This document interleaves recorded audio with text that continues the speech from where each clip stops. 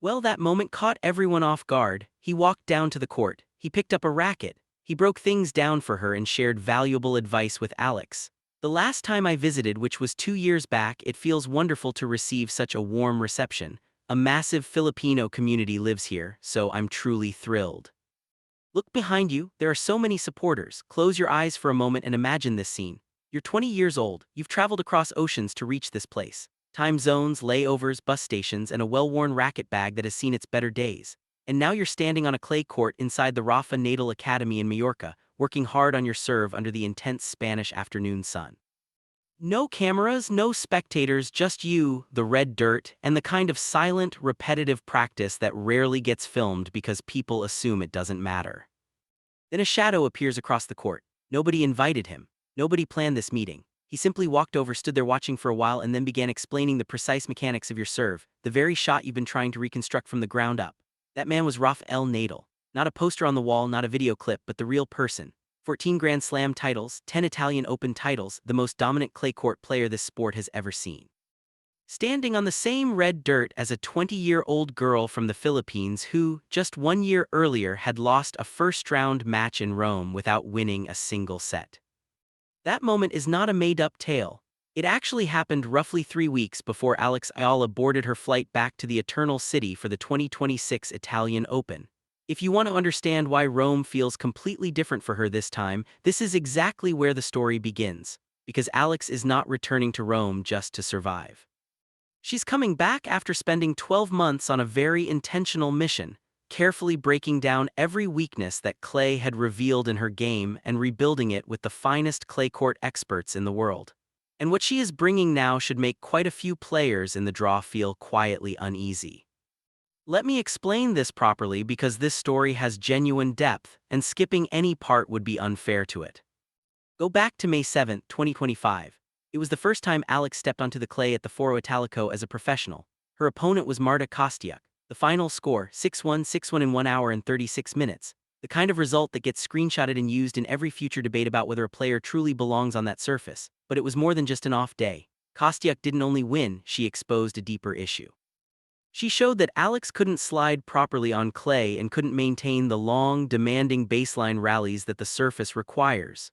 She could compete and hit powerful shots with a strong fighting spirit, but the specific technical demands of clay court tennis were something Kostyuk handled fluently, and she punished every gap in Alex's game.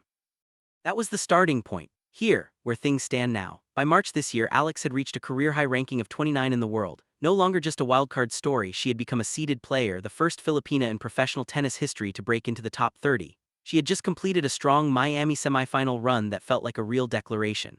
Then the clay season began, and the results became difficult. Stuttgart, first round loss to Leylah Fernandez 1-6, 4-6. Madrid, second round loss to Alina Svitolina 2-6, 1-6. Her ranking, which had peaked at 29, slipped back to around 41. If you only look at the numbers, it appears as if the player is struggling, losing badly on clay and dropping down the rankings. But here's what the numbers hide. The ranking drop is not because Alex is playing poorly or losing matches she should win.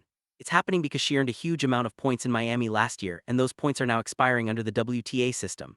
You earn the points, you have to defend them after 12 months, and if the result doesn't match, they vanish. It's harsh, it's purely mathematical, and it has nothing to do with her current form. And here's the key number that completely changes the conversation about Rome.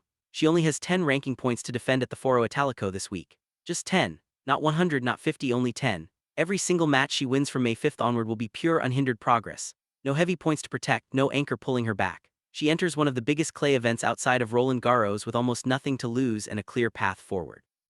That is an extremely rare mental position at this level, and it carries more weight than most people realize. Now let's discuss the coaching setup, because this is where the story moves from interesting to extraordinary. For the 2026 clay swing, Alex and her team returned to the Rafa Nadal Academy in Majorca. This time they established a structured, serious technical partnership with Tony Nadal, the man who coached Rafael from his very first professional match through all 14 Grand Slam titles, including all 10 of his Italian Open victories. Let that sink in. The mastermind behind the greatest clay court dynasty in tennis history is now working as Alex's clay specialist. Tony Nadal has spent decades mastering this surface, its geometry, its physical demands, the mental adjustments needed, and how points must be constructed differently on red clay compared to hard courts or grass. He has applied all that knowledge to help a 20-year-old player who is learning clay almost from zero. On top of that, Rafa himself came down to the court. Her main coach, Joan Bosch, who has been with Alex since her junior days, described the moment in an interview with Tennis Up to Date. Rafa wasn't invited or scheduled. He simply walked down, observed, and then started coaching. He worked specifically on her serve and even hit with her afterward. Bosch used one word to describe the atmosphere at the academy: NASA, the place where people perform the most technically advanced work possible. That is the environment Alex has been training in for the past several weeks. If you believe this level of coaching doesn't create real, visible improvement on the court, then you haven't been watching closely how this sport develops. Alex herself spoke about it at the Laureus World Sports Awards in Madrid. She said clay is tougher and more physical than any other surface, and that she will take everything she can from Rafa with great pride. There's real meaning in that statement. She is not passively waiting for clay to suit her. She is openly stating that she is absorbing knowledge from the greatest clay court player of all time and integrating it into her own game. That is not the attitude of the player who was dismantled in 96 minutes a year ago. Then came Madrid, where something happened that went beyond tennis and spoke to what Alex represents outside the sport. On April 20th, while most players were resting before the clay swing, Alex walked the red carpet at the Laureus World Sports Awards. She didn't wear a European designer gown. Instead, she wore a custom Filipiniana, the traditional formal dress of the Philippines, made from piña fabric woven from pineapple fibers, one of the most culturally significant textiles in Filipino history. Her uncle Rajo designed it, and it was shipped from Manila to Madrid in just days. She had long dreamed of wearing a Filipiniana on a major international red carpet. The WTA posted a photo that received nearly 78,000 likes and almost 900 comments. Filipinos from Manila, California, Dubai, London, Singapore, and beyond all connected with the same image and felt the same pride. This young woman was carrying her culture onto stages that had rarely featured it before, and she did so with complete confidence. Manny Pacquiao expressed it in Tagalog on ABS-CBN, speaking directly to his people. He said he is proud of her because she is Filipino and wants to see many more like her. When Manny Pacquiao is following your matches and calling you an inspiration for an entire nation, you have become far more than just an athlete. And all of that is walking into the Foro Italico this week, with only 10 ranking points to defend and 3 specific opponents in the draw who have beaten her before: Kostiuk, Fernandez, and Mertens. It's a rematch on the same surface in the same city. That is the challenge the NASA version of Alex must face. Joan Bosch was straightforward after Madrid. He said clay was the surface where Alex was most undeveloped and had the most work to do. Then he delivered the most important technical update about her game in the past 12 months. Now she is moving much better. She is sliding, something that doesn't come naturally. The exact weakness Kostiuk had exploited last year in Rome has been addressed. Not perfected overnight, but systematically broken down and rebuilt from the foundation with the best clay coaching team she has ever had. The bigger picture matters too. After Rome, Roland Garros begins on May 24th. At the French Open, Alex also has only 10 ranking points to defend. So across the next 5 weeks, there are just 20 points total on her ranking ledger and a completely open road ahead. A third-round run in Rome means net gains. A quarterfinal pushes her back toward her career high.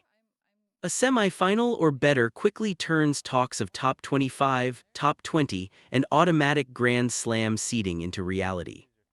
It's also telling what she did the week before Rome. She was entered in a WTA 125 event in Catalonia, a safer warm-up with guaranteed matches and easier ranking math.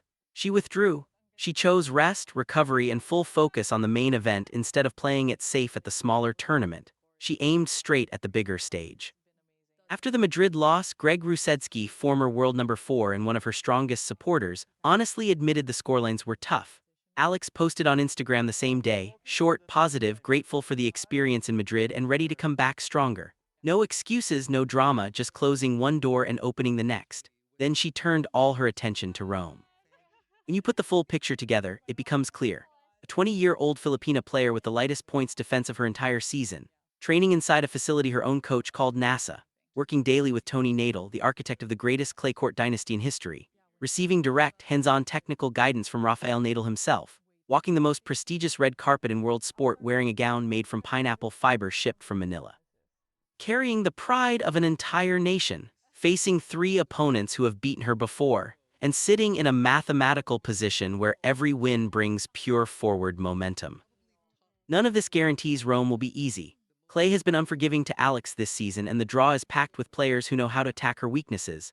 But the difference between the player who stepped on this red dirt a year ago and the one arriving now is not just a story or confidence. It is technical, it is structural, it is real, built through early morning sessions before anyone was watching, built through hundreds of slides across the baseline.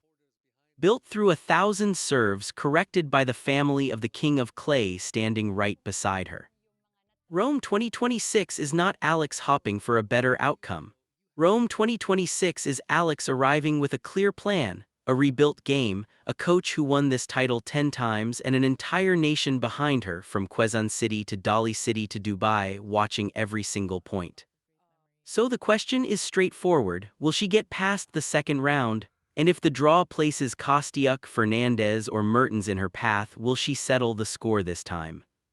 Drop your honest prediction in the comments. And if you've been following her journey since before Miami, before ranking 29, before all of this took off, you already know exactly how meaningful this moment is.